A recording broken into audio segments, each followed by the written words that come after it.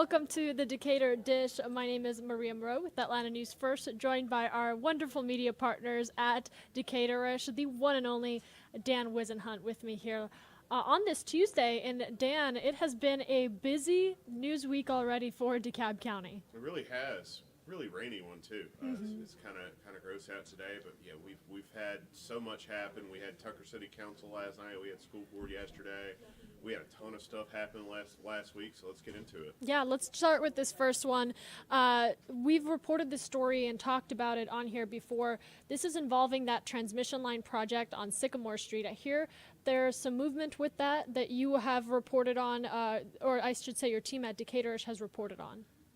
Right. There was a plan to pause that project. To kind of recap, Sycamore is a historic neighborhood.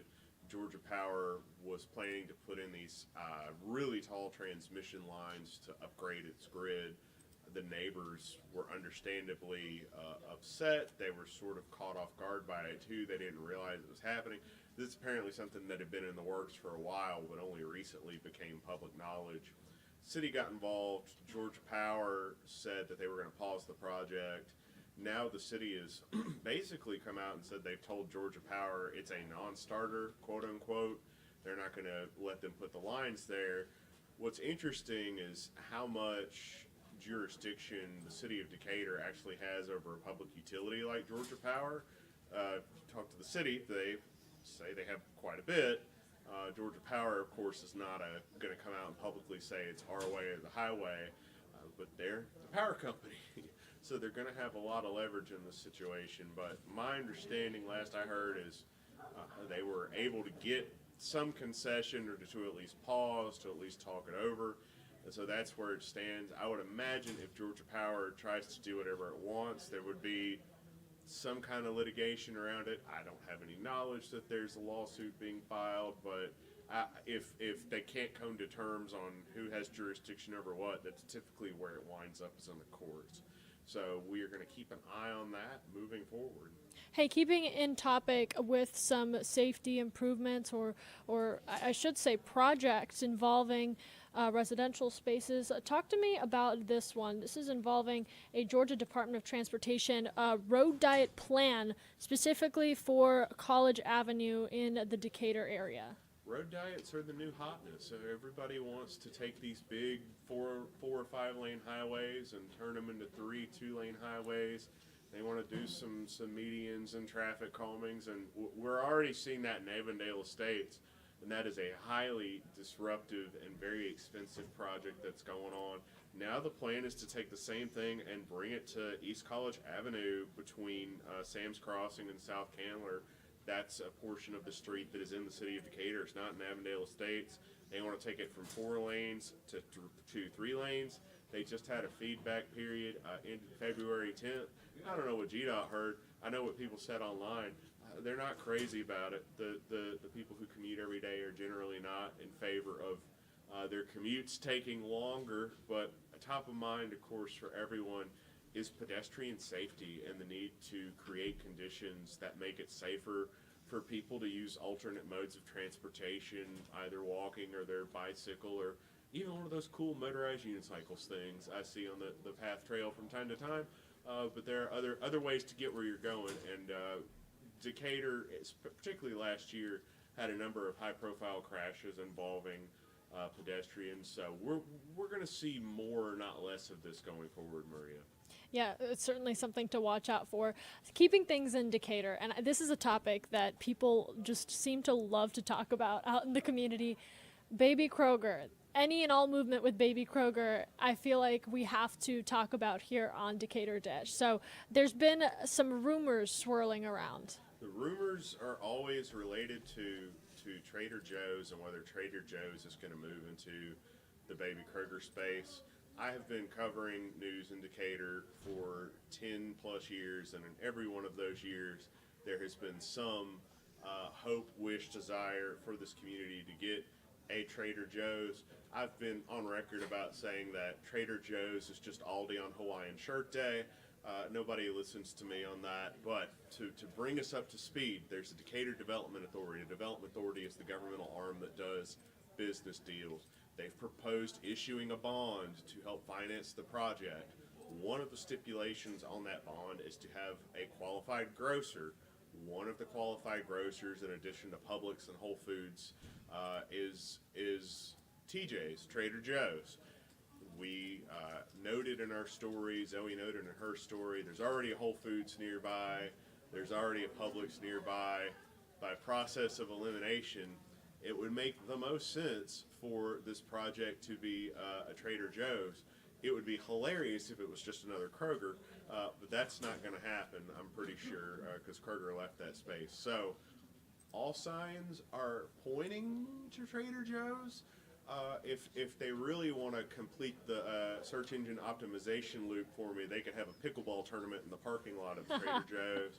Well, the website traffic would love that. But and seriously, if the DDA gets this done, this community will probably build statues of them. It will be that momentous, that big of a deal.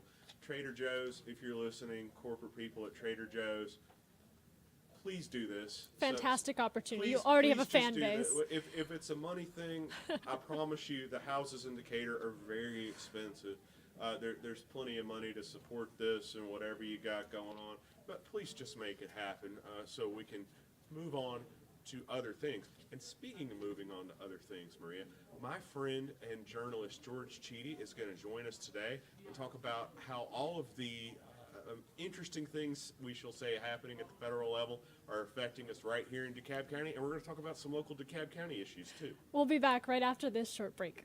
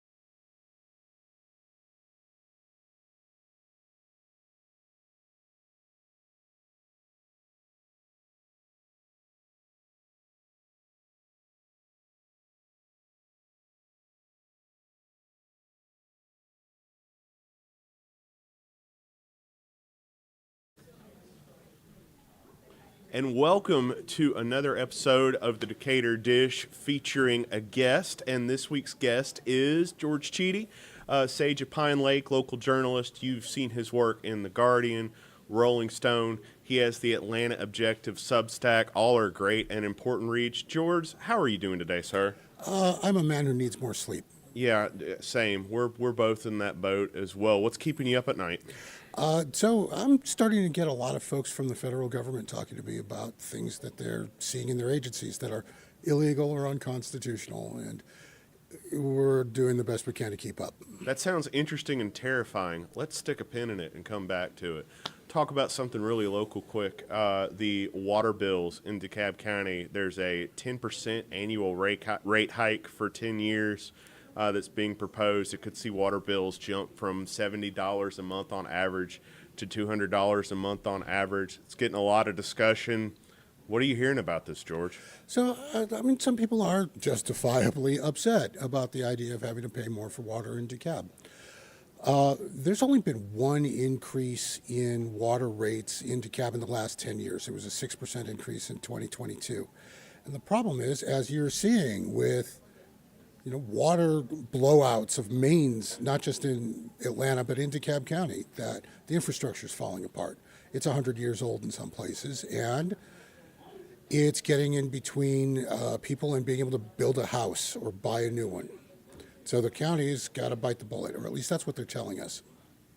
Why have they not done this? Why have they kicked the can on this so much?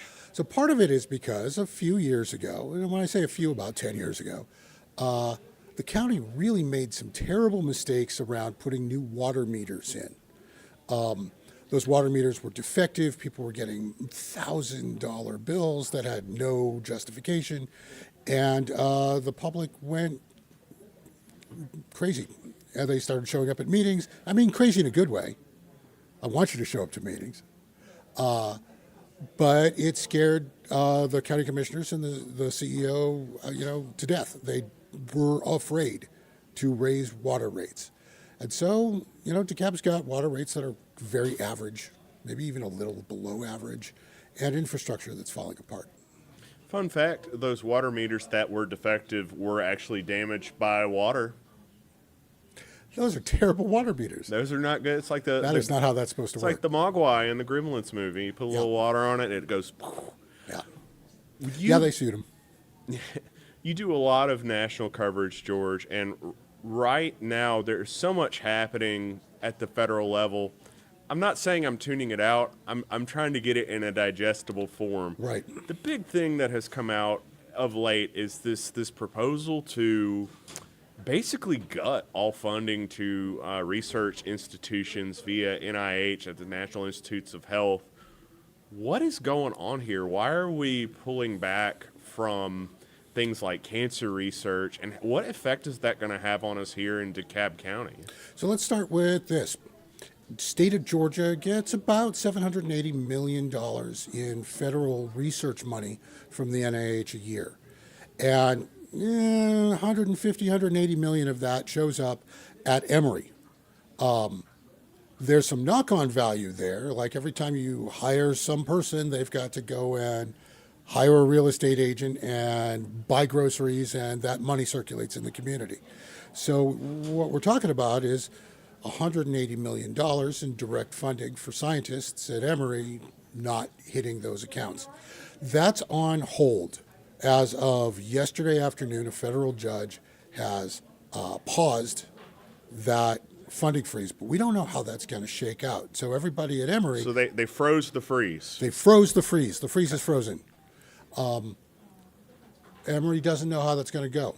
It's a legal question that isn't easily predictable by a politician person. But if it happens, you're probably talking about 10,000 jobs in DeKalb County going away overnight. That's going to take an unemployment rate here from 4% to 6% until those people get new jobs. And to be clear, we're not just talking about any old jobs here, right? These are highly qualified, highly skilled, presumably well-paid professionals that work here in DeKalb County. PhDs, PhD candidates, like doctors. These are generally hard to get jobs. So it's it would be fundamentally economically changing to the county. At the risk of being too broad, why? Why do this? The Trump administration says that it is because they believe that there is fraud, waste, and abuse in the system of these grants, and that the institutions can buckle down and do the same amount of work with less money. Is there any merit to that argument? Are there efficiencies that can, I'm just playing devil's advocate here, are there any efficiencies that can be found where this would make sense? So I've been talking to scientists, both at the CDC and Emory, and what they're saying is really no, all the money is getting spent for the reasons that it is they're outlaid for, that there's this perception that there is waste because it's the government, but the reality is they actually need more money, or at least that's what they'll tell us. What I find perplexing about all of this is President Trump has a pretty documented history of rewarding his friends and being not nice to his enemies, we will say, his perceived enemies. But something like this, it affects people who voted for him and people who didn't vote for him alike. When you're talking about the economic impact of that sort of a move, and I'm from Alabama, UAB gets millions upon millions of dollars in federal funding for this sort of thing. They're as red as a state can get, and it's affecting. So that's the part of this I don't understand, is there seems to be no rhyme or reason to it in terms of who it's affecting. Do you think that's by design? Maybe a little bit. There's a documented sort of anti-academic bias in the Trump circle. Like J.D. Vance was on at a conference a week or two ago saying that college professors are, quote, the enemy, unquote. That there's an interest in damaging academia as an institution, and I think this is, a shot across the bow there. George, you had a viral moment not too long ago, not that you're a stranger to such. You were asking people in government agencies to hit you up on Signal. That went viral on the tiki-taki, the thing the kids like. Apparently your Signal account runneth over with tips and leads. That's where this is coming from right now. It's all day, all night. What are they telling you about the CDC here in DeKalb County? Not without compromising anybody who might be a source. What are they telling you about what's happening at the CDC and the VA? I've heard all kinds of crazy rumors. I've heard the Doge folks showed up at the CDC, but I have couldn't heard from confirm multiple it. people that Doge folks showed up at the CDC. They're looking at information architecture, but I mean it's stunning and confounding. So most of the CDC's surveillance data, the servers that contain all of the historical information on how diseases worked in the United States have been taken offline, and people aren't able to do research right now. And it is primarily because of the executive order on race, or sex, I should say, sex and gender. The CDC's data collects gender, and the federal government is saying, no, if it says gender and not sex, it's wrong. Like, we don't want to see, agender, non-gender, two sexes. And so because that data doesn't conform to the executive order, they can't use it until the data is cleaned. So all of this material is offline. For the first time since 1960, the CDC hasn't published its weekly morbidity and mortality information because they don't have the data set to make the comparisons. There's a regular old-fashioned flu epidemic that's starting to float through the country because it's that time of year. We don't really have surveillance on that. Never mind what's going on with bird flu. We've actually seen at least one case of bird flu jumping the species barrier. This could be bad. Well, we'll stick a pin in that and move on to something a little more local before we wrap. Lorraine Cochran-Johnson, she's been in office a few weeks. She's already dealt with the water billing thing. She's dealt with a water main break. She had to go to a court hearing over this consent decree. She's installing a new communications team and getting some communication stuff worked out. What have you seen on your side of this, and what do you think we should be on the lookout for going forward? So she's showing up everywhere, which is a good sign. Showed up at a water board meeting. I'm sorry, I'm messing up what that actually is, but the commission trying to decide whether or not they're going to raise rates. She's showing up there. She's advocating for her position. And by the way, telling people, oh, I'm going to raise your water rates 10% every year right out of the gate is, showing up and, I am now newly elected. Here's a grenade. Like getting the really difficult things out of the way early. But there are some remaining big questions that she's going to have to answer, and fairly quickly. Does she keep her police chief? What does housing policy look like moving forward? Are they going to start addressing the increase in homelessness that we're starting to see? What are they going to be doing about cost of living issues that are occurring in DeKalb County? Contracting as a general problem.